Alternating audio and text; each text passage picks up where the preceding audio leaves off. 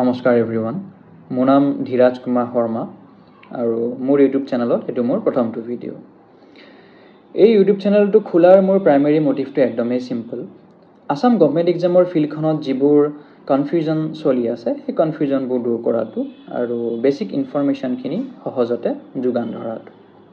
আপোনালোকে যদি ADRE grade 3, grade 4, DHS, DME, Assam police SI, constable আদিৰ বাবে প্ৰিপাৰেশ্যন কৰি আছে তেতিয়াহ'লে এই চেনেলটো নিশ্চয়কৈ আপোনালোকৰ বাবে। এতিয়া মই কোনো টিচাৰ নহয়, মই কোনো কোচিং ইনষ্টিটিউটৰ কোনো মানুহো নহয়। মই আপোনালোকৰ দৰে এজন অত্যন্ত সাধাৰণ এছপিৰেণ্টেই মাত্ৰ।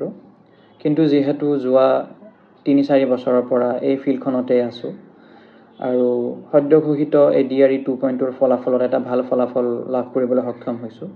বৰ্তমান মই ইৰিগেশ্যন ডিপাৰ্টমেণ্টত এজ এ জুনিয়ৰ এছিষ্টেণ্ট চাকৰি পাইছোঁ। গতিকে মই মোৰ এক্সপিৰিয়েঞ্চবোৰে আপোনালোকৰ লগত শ্বেয়াৰ কৰিবলৈ আহিছোঁ। কি ভুল কৰিলোঁ, কি ভাল কৰিলোঁ, কি কাম হয়তো কৰিব লাগিছিলে নকৰিলোঁ, সেইবোৰে ডিছকাছ কৰিবলৈ আহিছোঁ।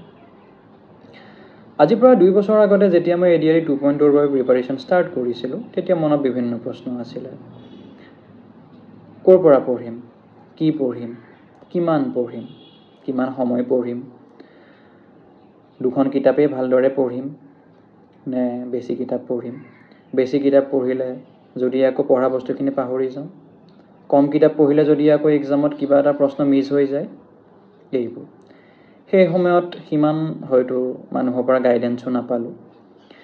এতিয়া যেতিয়া এক্সামটো ক্লিয়াৰ হ'ল, এতিয়া মোৰ এটা ৰিয়েলাইজেশ্যন এইটো হৈছে যে আসামৰ যিকোনো গভৰ্ণমেণ্ট এক্সামৰ বাবে ইনফৰমেশ্যনখিনি যদি ভালদৰে পোৱা যায় তেনেহ'লে এক্সামটো ক্ৰেক কৰাত যথেষ্টখিনি সুবিধা হয়।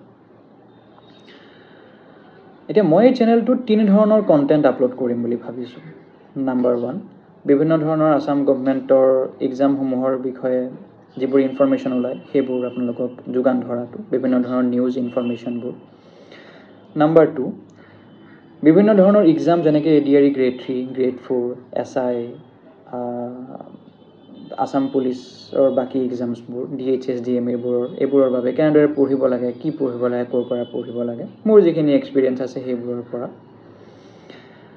আৰু নাম্বাৰ 3, মটিভেশ্যন।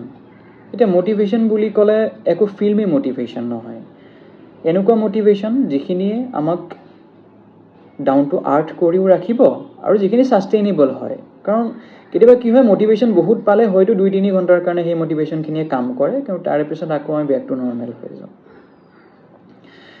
গতিকে আপোনালোকৰ যদি মোৰ এই কণ্টেণ্টখিনি ভাল লাগে, যদি ইউজফুল লগা যেন লাগে, তেতিয়াহ'লে নিশ্চয়কৈ এই চেনেলটো ছাবস্ক্ৰাইব কৰিব। ৰেগুলাৰ আজিৰ পিছত ভিডিঅ'বোৰ আপলোড কৰিবলৈ চেষ্টা কৰিম।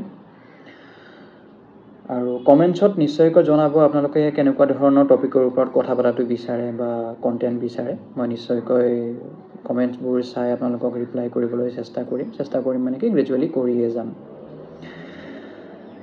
এতিয়া এই চেনেলটো মই এটা লং টাৰ্ম বেচিছত ষ্টাৰ্ট কৰিম বুলি ভাবিছোঁ।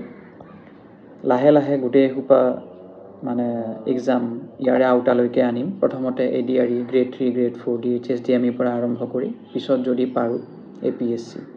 যিহেতু মই বৰ্তমান APSCৰ কাৰণে প্ৰিপাৰেশ্যন চলাই আহিছোঁ, গতিকে APSCও পিছলৈকে মই ইয়াৰে আওতালৈকে আনিবলৈ চেষ্টা কৰিম।